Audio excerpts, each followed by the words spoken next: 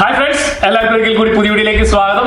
ഇന്ന് നമ്മൾ ചെയ്യുന്ന വളരെ ഈസി ആയിട്ട് ചെയ്യാൻ പറ്റുന്ന ഒരു വാട്ടിക്കോരിയ ബിരിയാണിയാണ്. നമുക്ക് ദം ബിരിയാണി വേറൊരു സ്റ്റൈലിൽ ചെയ്യാം. പക്ഷേ ദം ബിരിയാണി ചെയ്യുമ്പോൾ നമ്മൾ കുറച്ച് ശ്രദ്ധിക്കേണ്ടതെന്ന് പറഞ്ഞു കഴിഞ്ഞാൽ നമ്മൾ എടുക്കുന്ന വെള്ളത്തിന്റെ അളവ് കറക്റ്റ് ആയിരിക്കണം, അല്ലെങ്കിൽ നമ്മൾ സ്ഥിരമായിട്ട് ഉപയോഗിക്കുന്ന ഒരു അരി ആയിരിക്കണം, അതുപോലെ തീ കൊടുക്കുമ്പോൾ അത് കറക്റ്റ് ആയിട്ടിരിക്കണം, അല്ലെങ്കിൽ അരി ചിലപ്പോൾ വെന്ത് പോകും, ദം അത്ര കറക്റ്റ് ആവില്ല. പക്ഷേ ഈ സ്റ്റൈല് നമുക്ക് എപ്പോൾ ആർക്ക് വേണമെങ്കിലും ഉപയോഗിക്കാം. കാരണം നമ്മൾ സാധാരണ അരി വേവിച്ചെടുക്കുന്ന പോലെ തന്നെയാണ് വേവിച്ചെടുത്തിട്ടാണ് നമ്മൾ ബാക്കിയെല്ലാം ചേർത്ത് ദം ചെയ്യുന്നത്.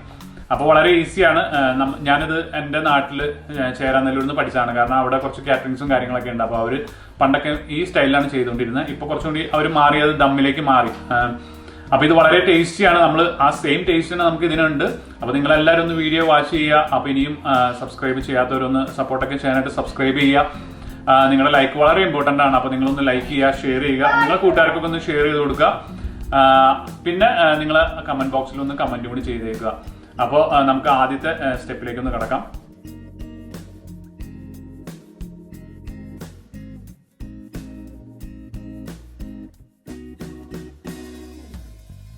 നമുക്ക് ആദ്യം തന്നെ വറവെടുത്ത് വയ്ക്കാം. അപ്പോൾ ഞാനൊരു 5 ഗ്ലാസ് അരിയുടെ ബിരിയാണി ഒന്ന് ചെയ്ത് കാണിക്കുന്നത്. അപ്പോൾ ഒരു സവാള മതി നമുക്ക് വറവിന്.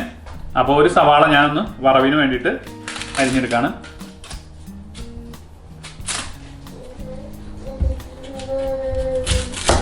ഇനി നമുക്ക് സവാള ഇതുപോലെ രണ്ടായിട്ട് മുറിച്ച് വളരെ കനം കുറഞ്ഞ് അരിഞ്ഞെടുക്കാം. കാരണം നമുക്ക് വറവിനുള്ളതായതുകൊണ്ട് വളരെ കനം കുറച്ച് തന്നെ അരിഞ്ഞെടുക്കണം. എന്നാലേ നമുക്കത് ക്രിസ്പി ആയിട്ട് കിട്ടത്തുള്ളൂ.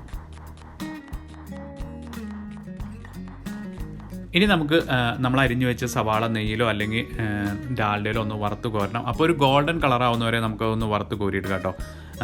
അത് വറുത്ത് കോരി കഴിഞ്ഞിട്ട് നമുക്ക് ഒരു 50 ഗ്രാം ക്യാഷ്നട്ട് ഇതുപോലെ തന്നെ ഗോൾഡൻ കളറാവുന്നവരെ അതിൻ്റെ കൂടെ തന്നെ നമുക്ക് ആ നെയ്യ് തന്നെ മതി നമുക്കൊന്ന് വറുത്ത് കോരി മാറ്റണം.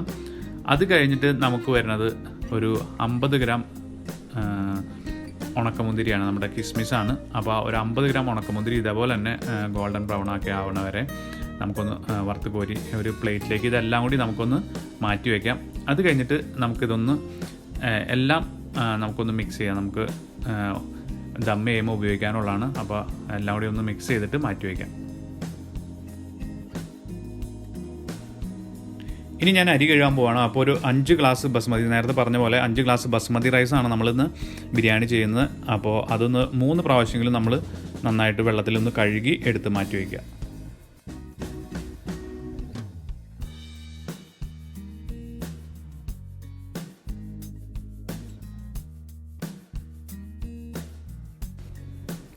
ഇനി വെള്ളം തിളപ്പിച്ച ശേഷം അതിൽ ഉപ്പ് ആഡ് ചെയ്യുക. നമുക്ക് ആവശ്യത്തിന് വെള്ളത്തിൽ നന്നായിട്ട് ഉപ്പ് ആഡ് ചെയ്യുക. അപ്പോൾ ഉപ്പ് ഒരു അല്പം മുൻപേ നിൽക്കുന്ന രീതിയിൽ തന്നെ ആഡ് ചെയ്യുക. ഇനി നമുക്ക് കുറച്ച് സ്പൈസസും കൂടി ആഡ് ചെയ്യണം. അപ്പോൾ ആദ്യം തന്നെ നമുക്ക് കുറച്ച് ജാതിപത്രി, പിന്നെ കുറച്ച് ഏലക്ക, ഒരു 5-6 ഏലക്ക അതിലേക്ക് ആഡ് ചെയ്യാം. പിന്നെ ഒരു 2 കഷ്ണം തക്കോലം ഉണ്ടെങ്കിൽ തക്കോലം ആഡ് ചെയ്യാം നമുക്ക്. പിന്നെ നമുക്ക് വേണ്ടത് കുറച്ച് കറുകപ്പട്ട, പെരുംജീരകം, പിന്നെ കുറച്ച് കരയാമ്പൂവും, പിന്നെ ഒരല്പം കുരുമുളക് കൂടി ഉണക്കിയത് നമുക്ക് ആഡ് ചെയ്യാം. ഇതെല്ലാം ആഡ് ചെയ്ത് കഴിഞ്ഞിട്ട് നമുക്ക് അരിയിടാം. നമുക്ക് ആവശ്യത്തിന് വെള്ളം ഉണ്ടെന്ന് ഉറപ്പ് വരുത്തിയിട്ട്, നമ്മുടെ അരി വേവാനുള്ള വെള്ളം ഉണ്ടെന്ന് ഉറപ്പ് വരുത്തിയതിന് ശേഷം നമുക്ക് അതിലേക്ക് അരിയിട്ട് കൊടുക്കാം. നമ്മൾ ചോറ് കോരുമ്പോൾ ഒരു പൊടിക്ക് വേവ് കുറച്ചെടുക്കണം കേട്ടോ. നമ്മൾ സാധാരണ എടുക്കണേക്കാളും ഒരു പൊടിക്ക് വേവ് കുറച്ചെടുക്കണം, അല്ലെങ്കിൽ അത് ബിരിയാണി കുഴഞ്ഞു പോകും. ഒരു ചെറിയൊരു കടി അതിൽ നിൽക്കണം. നമ്മൾ ആ ചോറെടുത്ത് കടിച്ചു നോക്കുമ്പോൾ അതിൻ്റെ നടുക്ക് നമുക്കൊരു ചെറിയൊരു കടി കിട്ടണം. നമുക്ക് അത്ര സോഫ്റ്റായി പോകരുത്. അല്ലെങ്കിൽ സോഫ്റ്റ് ആയി കഴിഞ്ഞാൽ നമ്മൾ ഇതെല്ലാം കൂടി മിക്സ് ചെയ്ത് ദം ചെയ്യുമ്പോൾ അത് കുഴഞ്ഞു പോകും.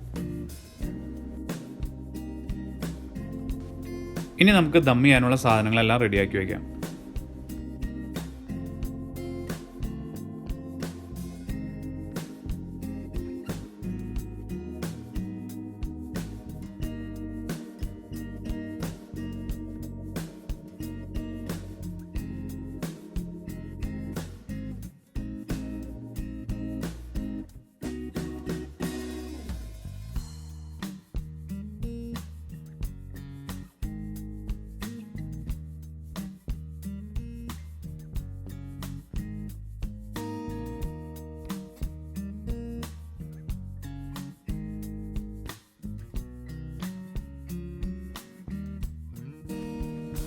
ഇതുപോലെ പൈനാപ്പിൾ ചെറിയ പീസുകളായിട്ട് നമ്മൾ സ്ലൈസ് ചെയ്ത് മാറ്റി വയ്ക്കുക. അതുപോലെ തന്നെ തക്കാളി 2ആയിട്ട് മുറിച്ച് തിന്നായിട്ട് തന്നെ സ്ലൈസ് ചെയ്ത് മാറ്റുക.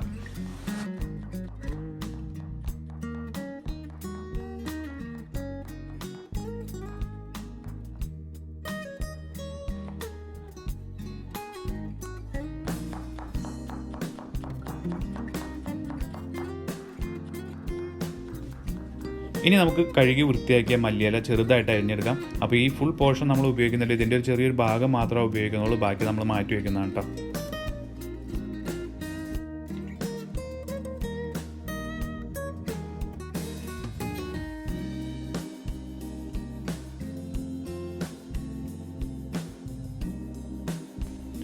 ഇനി നമുക്ക് ക്യാരറ്റ് ഇതുപോലെ ചീന്തി ഒന്ന് എടുക്കുക. അപ്പോൾ ചീന്തി എടുത്താലുള്ള ഗുണം എന്ന് പറഞ്ഞു കഴിഞ്ഞാൽ അത് വളരെ നൈസായിട്ട് അരിഞ്ഞെടുക്കാം. അപ്പോൾ നമുക്ക് ബിരിയാണിയിൽ ദം ചെയ്ത് കഴിയുമ്പോൾ നമുക്കത് പെട്ടെന്ന് വെന്ത് കിട്ടാൻ എളുപ്പമുണ്ടാവും.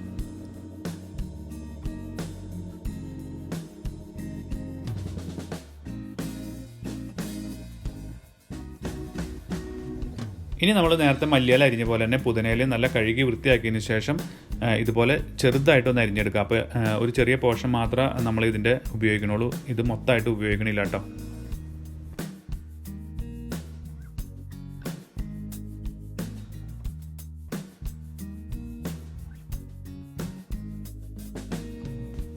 ഇനി ബിരിയാണിയിൽ ചേർക്കാനുള്ള എസൻസുകളാണ്. നമ്മളൊരല്പം റോസ് വാട്ടർ ഒരു ഗ്ലാസ്സിലേക്ക് ഒഴിച്ചു. ഇനി പൈനാപ്പിൾ എസൻസ് ഒരു 2-3 ഡ്രോപ്പ് പൈനാപ്പിൾ എസൻസ് ആ റോസ് വാട്ടറിലേക്ക് തന്നെ നമ്മൾ ആഡ് ചെയ്യണം. അത് കഴിഞ്ഞിട്ട് നമ്മൾ വനില എസൻസ് ഉണ്ടെങ്കിൽ വനില എസൻസും കൂടി ഒരു 3-4 ഡ്രോപ്പ് അതിലേക്ക് ആഡ് ചെയ്തിട്ട് ജസ്റ്റ് ഒന്ന് മിക്സ് ചെയ്തിട്ട് നമുക്ക് മാറ്റി വയ്ക്കാം. ഇനി നമ്മൾ ദം ചെയ്യാൻ പോവാണ് ഇപ്പോൾ. അപ്പോൾ ആദ്യം തന്നെ പാത്രം നന്നായിട്ട് തുടച്ച് എടുത്ത് മാറ്റി വയ്ക്കുക. ഇനി ഒരല്പം നാർനെയ്യ് അതിൻ്റെ അടിയിൽ ഒന്ന് ഒഴിച്ചു കൊടുക്കുക. പിന്നെ നമ്മൾ നേരത്തെ എടുത്തു വെച്ച ചോറ് ഒരു 3 ഭാഗമായിട്ടാണ് നമ്മളിപ്പോൾ ദം ചെയ്യാൻ പോകുന്നത്. അപ്പോൾ ആദ്യത്തെ ഭാഗം നമ്മൾ ഇടാൻ പോവാണ്.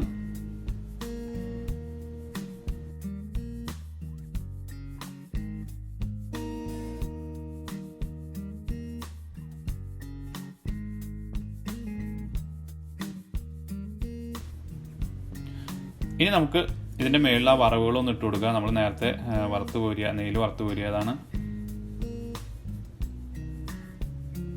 ഇനി നമുക്ക് ഒരല്പം പൈനാപ്പിൾ, നമ്മൾ നേരത്തെ അരിഞ്ഞു വെച്ച പൈനാപ്പിൾ കുറച്ച് ഇട്ട് കൊടുക്കുക. അത് കഴിഞ്ഞ് നമുക്ക് കുറച്ച് ക്യാരറ്റ്, നമ്മൾ ആ തിന്നായിട്ട് സ്ലൈസ് ചെയ്ത ക്യാരറ്റ് കുറച്ച് അതിൻ്റെ മുകളിൽ ഇട്ട് കൊടുക്കുക. ഇനി ഒരല്പം മല്ലിയിലയും പുതിനയിലയും, കൂടുതൽ കട്ടിക്കൊന്നും ഇടണ്ട കേട്ടോ, ഒരല്പം വെച്ചിട്ടാൽ മതി. അത് കഴിഞ്ഞിട്ട് തക്കാളി, ആ സ്ലൈസ് ചെയ്ത തക്കാളി അതിൻ്റെ മുകളിലൊന്ന് വിതറുക. ഇതേപോലെ തന്നെ ഇനി നമുക്ക് ഒരല്പം എസൻസ്, കൂടുതൽ എസൻസ് ഒഴിക്കരുത്, വളരെ ടേസ്റ്റ് കൂടുതലായി പോകും. ഇനി വീണ്ടും നമുക്ക് ചോറിട്ട് കൊടുക്കുക. ഞാൻ നേരത്തെ പറഞ്ഞ പോലെ തന്നെ ഒരു 3 ഭാഗമായിട്ട് നമ്മൾ ചെയ്യുന്നത്. അപ്പോൾ വീണ്ടും അതിൻ്റെ മുകളിൽ ചോറിട്ടുക. അതുപോലെ തന്നെ നമ്മൾ വീണ്ടും ഈ നേരത്തെ നമ്മൾ ചെയ്തത് തന്നെ വീണ്ടും തുടരുക.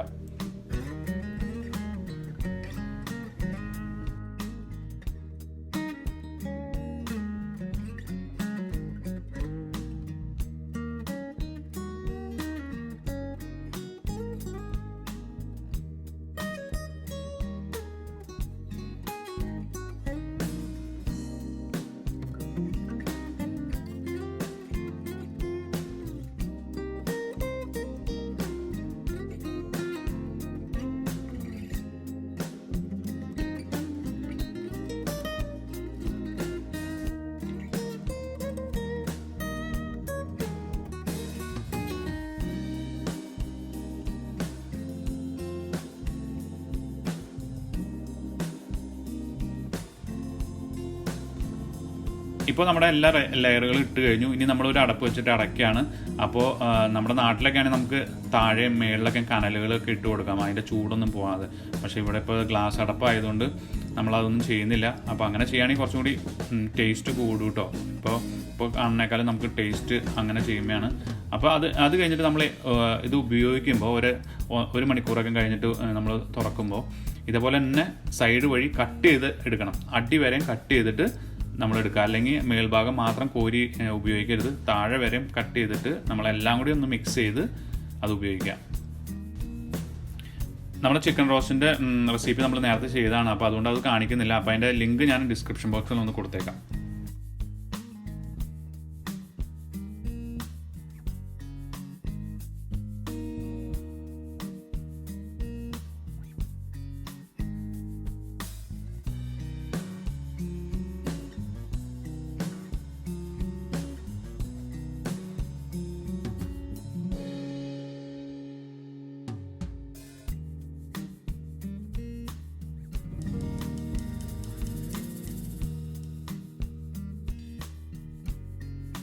നല്ല കിടിലം ബിരിയാണിയാണ്. അപ്പൊ നിങ്ങൾക്ക് എല്ലാവർക്കും ഇഷ്ടപ്പെടും. അപ്പൊ നമുക്ക് ചിക്കൻ റോസ്റ്റിന്റെ കൂടെയോ അല്ലെങ്കിൽ ലാമ്പിന്റെ കൂടെയോ അല്ലെങ്കിൽ എഗ് റോസ്റ്റോ അങ്ങനെ നമുക്ക് പലതും ഉപയോഗിക്കാം. അപ്പൊ ഞാൻ ചിക്കൻ റോസ്റ്റ് നേരത്തെ നമ്മുടെ റെസിപ്പി ചെയ്തിട്ടുണ്ട്. അപ്പൊ ഞാൻ അതിന്റെ ലിങ്ക് കൂടി ഒന്ന് കൊടുത്തേക്കാം. അപ്പോൾ കിടിലം ബിരിയാണിയാണ്, നമുക്കൊന്ന് ടേസ്റ്റ് ചെയ്ത് നോക്കാം.